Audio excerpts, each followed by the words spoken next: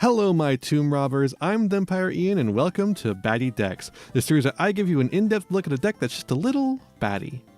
Exodia! Yay! Everyone clap, it's a new Exodia deck, yay! What does it do? Well, it ends on a big guy with a negate. Well, can you do anything else with it? No, not really as an engine itself, but you can use some of the individual cards in Snake Eyes. Let's look at Millennium. So here's the deck. For those who don't know, are you new to the game? It's Exodia, come on! But yeah, Exodia is the iconic boss monster from the original anime and the first alt win con in the game. Theoretically, Deep Draw Exodia was the best deck in the room for a good part of the early history of the game, but there was very little way to get all the pieces. This guy has seen a number of retrains over the course of the game's history, none of which really saw much play outside of a gimmick. Really, the cards only ever saw play in whatever iteration of the Deep Draw deck is the best at that moment. That is, until combos were made that allow you to search all the pieces instead. Jeff Leonard famously had decent success with this at a major event a while back, which I made a video about here. The deck still isn't great though, so to celebrate the second year of the 25th anniversary of Yu-Gi-Oh! We're in the third year of this now, by the way. They made a whole archetype of new cards to support the Forbidden One, and they still aren't great. But they could be a lot worse, so there's that. The best thing you could do with these cards was play them in Snake Eyes Fiendsmith, where they represented free level 6 bodies, but that deck is hella dead now, so we ain't doing that. So I tried them pure. We're gonna make the big stupid Exodia guy. We're gonna hit for big damage, and we're gonna love it. But before we go too mad with power though, let's take a look at the card by card. It's an abnormally large list this time because the deck is plenty consistent as is, and we really need to bury the 5 bricks of Exodia here. Because of how many consistency tools they've given this deck, we have 22 ways to access our end board of Big Exodia Man, and in a 60 card deck like this, that leaves us with a 90.81% chance of opening what we need. Only 10% chance of failure ain't bad, especially when failure is mostly just 5 pieces of non-engine. It's not like this deck really has much in the way of extension that you're hoping to draw into, and it certainly does have a lot of bricks you'd rather not see. With a 60 card deck, your odds of opening Exodia pieces goes from a 50.66% chance to a 36.30% chance, which is a pretty decent drop. And your odds of somehow opening all 5 pieces at once only goes from the essentially 0 to still essentially 0, so that's cool too. Speaking of, we start with all 5 pieces. Maybe you'll just draw them all and win the game. Probably not though. As I said, it's a 0% chance of happening. Next, we have 3 copies of Woke Sengenjin. He's woke now, and that means he can turn himself into a crystal beast and put himself right in the back row. Can we even say that's a crystal beast thing anymore? Everyone's doing it now. Anyways, while in the back row, you can pay 2,000 life points or reveal the spell card Millennium Ankh, a pivotal card in this deck, to summon him and add a Millennium monster from deck to hand. This actually includes some weird stuff like the normal monsters these cards are based on and some relinquished stuff, but we don't play any of that because none of it is very good. Sengenjin also can't be destroyed by monster effects for some reason. Isn't that neat? Golem with a very long Millennium name prevents your Millennium Ankh from being negated and does the same crystal beast trick as Sengenjin. When you pay his cost and summon him from the back row, you can search the field spell Wedju Temple. Yes, that is a misspelled Widjat, and no, I don't know why. Shield of Millennium Dynasty can't be destroyed by spell traps for some reason and has the same back row placement effect. When it's summoned, you can add Millennium Ankh to hand, which you might imagine is quite important. Then we have a monster with a slightly different effect. Yay! But it's a Blue Eyes. Boo! But this isn't Kaiba's Blue Eyes, it's Grandpa's Blue Eyes, so it's got a different game plan going on. Yay! Blue Eyes of the Heart is always a Millennium monster and can be discarded to search a Millennium Ankh, which you might imagine is quite important. It can't change control, which is a manga reference and not relevant to the card at all. When your opponent summons a monster level 8 or higher and 3,000 or more attack, you can send that to the grave to summon this guy from the grave. You might notice he conveniently puts himself there for you. That is unfortunately a once per duel, and you'll have to have already gone in on Millennium Ankh, which has major drawbacks as you'll see in just a second. Very good for consistency and an interesting removal effect, but not very repeatable. Next for spells, let's start with the star of the show, the Millennium Ankh itself. You reveal the 5 bricks of Exodia from hand, deck, or God forbid, the field, and then summon the unstoppable Exodia Incarnate. Then you gotta shuffle all your face-up monster cards in the deck except for level 10 or higher Exodia monsters or Millennium monsters. Then you're locked out of summons for the rest of the turn. All summons.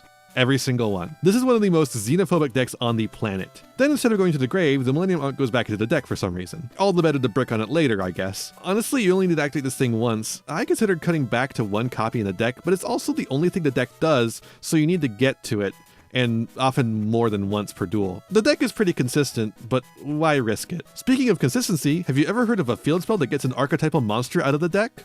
Whoa, that's crazy. This one's kind of bad though, because you need to have a monster in hand to place in the spell trap zone first. If it's not one of your guys who likes to be back there, it's just gonna feel bad. so look forward to that. Then it puts a Millennium monster from the deck in the spell trap zone as well, and then it gives all your Millennium monsters the Crystal Beast effect. This is not good, but it is printed on the card, you can't deny that. I guess it gives you some follow-up play if you end up leaving one on the field. Next we have some more Exodia themed cards like Obliterate Blaze. This card gives your unstoppable Exodia some additional effects, and boy does he need them.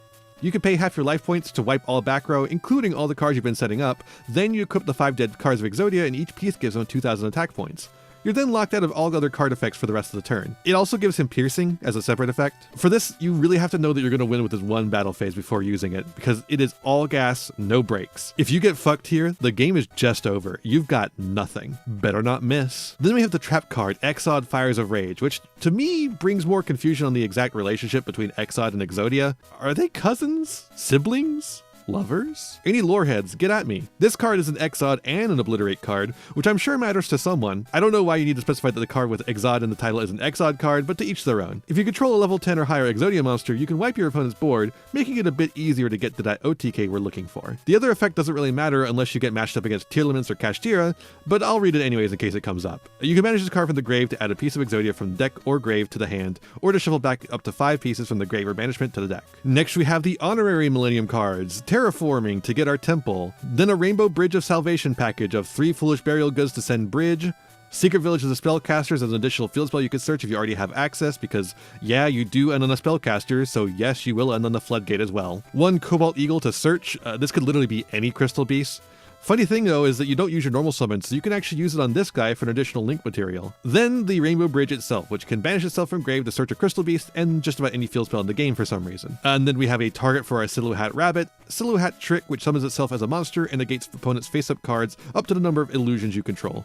Usually this would be 2 because the rabbit and trick are both illusions, but in this deck it's just 1 because Millennium Ankh will shuffle the rabbit back, unfortunately. Then we got 1 Lonely Pot of Prosperity to dig into this huge pile of cards. I would almost consider playing extra, but there's some really specific cards in this extra we really want to have access to. Then we have our non-engine, which takes up most of the rest of the deck count. Firstly, we have the new Mulch Armies, which have been everywhere lately. Mulch Army Fualas allows us to draw every time our opponent summons from the main or extra deck. Mulch Army Perulia allows us to draw every time our opponent summons from the hand. These two are little mini-max Cs that could really steal a game. They basically only work going second, but that's exactly what we need help doing. Droll and Lockbird similarly allows us to lock the opponent out of the game in some matchups, but is a bit more flexible in when you get to play it. Next up is Lava Golem. A really nice 2-for-1 kaiju, much more applicable than Sphere mode. It uses up our normal summon, but who cares? We don't need that. Then we have Dimension Shifter because we don't need our graveyard either.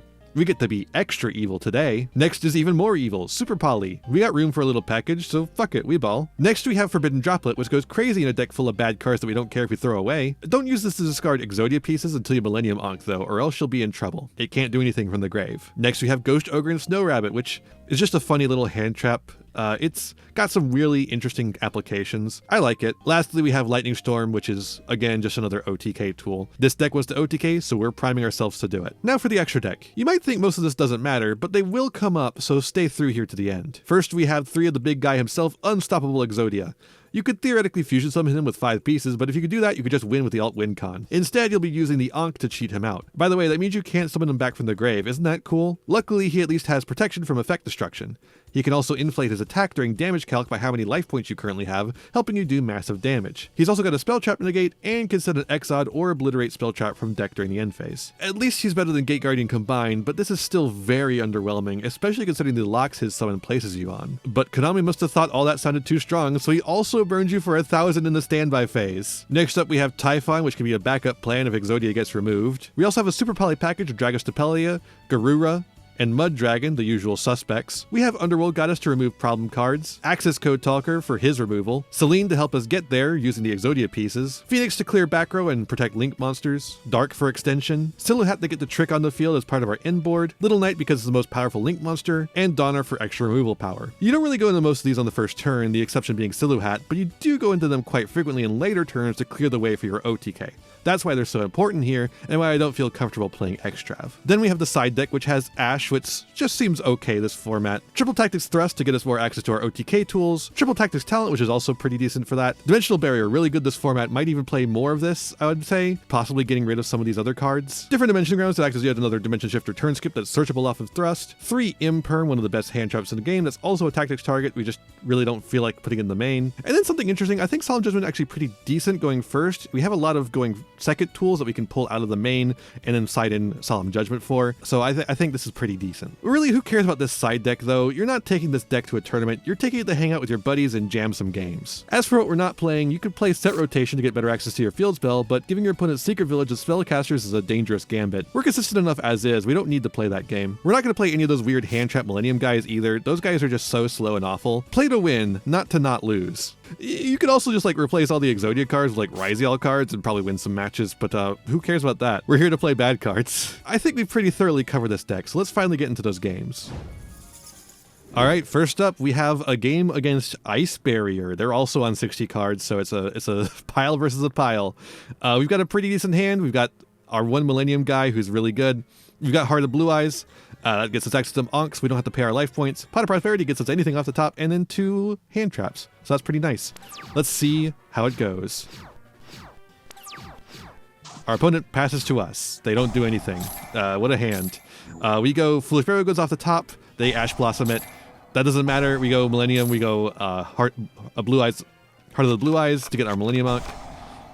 They droll us, so no Pot of Prosperity, but we have the Onk, so we have basically everything we want. We're going to go Sengenjin just to get him on the field. We don't get a search, unfortunately. We're going to go Onk. Reveal all the cards. It takes a while. Yep, there they are. All 5 of them. There they are again. All right, here's the big boy. We go Battle. We hit in for 2750, and then we hit in for 8,000. Like, as soon as we have the Ankh, we won. We didn't even need to go Sengenjin. So that's what the deck does at the basic level. So it can play through hand traps, I guess.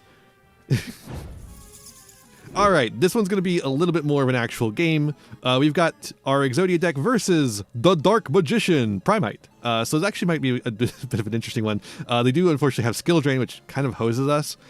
We've also drawn an Exodia card, which we really don't want to do. 60 card deck, we drew one, huh? We got our Droll Unlocks, 2 of them. That's great, awesome. Exod was something we knew with a search as well.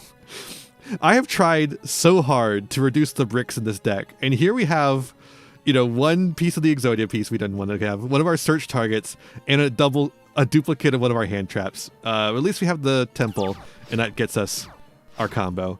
So we're gonna go Temple Effect. We'll set the Exodia piece. We can do that. Sengenjin. Going to grab Heart of the Blue Eyes. God damn. And then we're going to grab the Millennium Ankh. We just need a normal summon to go into Silhouette Rabbit. So I just normal summon an extra Droll and Lock Bird. We go into Silhouette Rabbit. Get the trick. Millennium Ankh. There's all 5 pieces. So there's all 5 pieces. And then I'm putting all 5 pieces back into the deck. Okay, so then we have our big guy on field. We can set the Exiled Fires of Rage, and then we can set Alliterate Blaze from the deck with his effect. Our opponent then goes Preparation of Rites, grabs Illusion of Chaos. We droll them, and they pass turn. Nice deck, dummy. Then we go Exodia. They go Skill Drain. We negate that. Yay! Luckily, we get to go first here, so we can negate that Skill Drain. We go Exod Effect. That's 10,000, baby. That's lethal. At least we're better than Dark Magician. All right, here's our final game, and it's the mirror match. We've drawn basically nothing. We've got Dimension Shifter, which again doesn't do anything against Millennium. That's why we're playing it. And then we've got a few Millennium pieces and Exod. They also have just a bunch of Millennium cards in hand. They're playing a much more svelte version of the deck. It's probably like a 42. Yeah, it's like a 43 card deck. This is probably the more normal version of the build, but I like my 60 card pile version. It just makes a lot of sense to me. All right, so we're going to go. We Dimension Shifter. We're going to go Sengenjin Effect. Summon itself. Grab Heart of Blue Eyes. Heart of Blue Eyes effect. Now, unfortunately, that does banish the Heart of Blue Eyes, so we don't get to use its effect. The Dimension Shifter kind of has a negative synergy with Heart of Blue Eyes, but it is what it is. I'd rather have the Dimension Shifter in most situations, this one excluded. We get to go Golem, Golem get Wedju. And here's another thing, since we went Heart of Blue Eyes, instead of going Millennium Shield, we actually get to get the Millennium Ankh in hand so that the Golem doesn't have to pay, and we don't have to pay for the Millennium Shield, so we actually pay less life points this way. Wedju Temple, we're going to set the other Golem and the Millennium Shield. Then we're going to summon out the Millennium Shield just to have another guy, get another Millennium Ankh, thin out the deck a little bit. Then we're going to go into Silhouette Rabbit effect, grab us the trick. Millennium Ankh, there's the 5 pieces again. There they are. Did you see my 5 pieces? Did you know I have all 5 pieces of Exodia? Okay, so we have the big guy on field now. We're going to use the effect to get Blaze. We have Exod set, and we have Trick. Pretty good, but they have Lava Golem. They drew Lava Golem off the top. That's so frustrating. Wedju Temple, they're just doing the thing. Golem grabs another Wedju Temple. Shield effect. They have the Wedju, or they have the Millennium Ankh in hand, so they just get to do it. Now they have 3 in hand. This hand goes crazy in Balatro.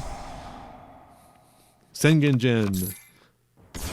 Summon Sengenjin, grab Heart of Blue Eyes, which does nothing because they already have all 3 copies. And they're going to show us all 5 pieces of Exodia. Look, there's all 5 of them. Hey, look, there's all 5 of them. Again. Yep, there they are. Alright, now they have the big guy. And then they're going to go battle phase. They activate the effect. We take 5,000. We're going to Silhouette Trick. They're going to negate. We're going to Blaze. And that doesn't do anything. We're just like doing that because we have nothing else. And we lose. Yeah, the deck loses to Millennium. Millennium loses to Millennium. It just depends on who goes first and who goes second and which one has Lava Golem. Unfortunate. So where does this leave us? This is not a good deck, but it is Exodia. Unstoppable Exodia is a powerful OTK tool, and the deck has basically nothing else going for it. The inability to play with other engines or in on anything other than big Exodia really limits your options, and the presence of 5 pieces of Exodia makes your hands weaker on average than they should be. If all you really wanted to do was OTK, you'd be better off playing Tenpai. Although, maybe not after this past list. But you're not playing Tenpai, you're playing this, because it has Exodia in it. There's no shame in that, we all love a little jank sometimes. And to that end, I've tried to make the deck as playable as possible with as many broken removal and floodgate hand traps as possible. Good luck unlocking the secrets of ancient Egypt and obliterating your friends and locals' opponents. Hopefully this deck serves you well or gives you ideas for your own build. If it does, feel free to let me know and I'll see you in the next one. Hey there, thanks for watching. I hope you enjoyed this video. Got a lot more for you if you want them. Just hit that subscribe button and ring the bell to get notifications.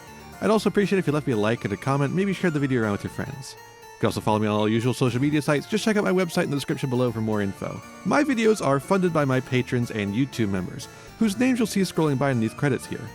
For just $1 a month, you too can find yourself here, trapped in my end screen for all eternity. In particular, I'd like to thank Haru Hayes, Fleakill, Frog Prince Michael, Jeremy Coatney, the Almighty Ferret Lord, and Fire Mizumi. A big thanks to all my other patrons and unto my little community as a whole. Remember to be kind to yourselves, be kind to others, and have a wonderful whatever time it is for you. Bye-bye!